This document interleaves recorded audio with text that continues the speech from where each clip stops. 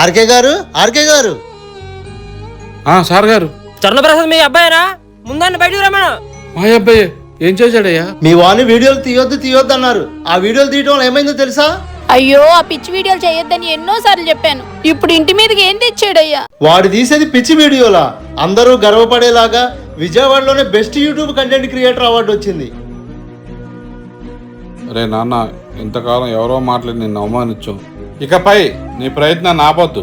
RK గారు, మీ కొడుకుని తీసుకెళ్లి గర్వంగా అవార్డు తీసుకోండి.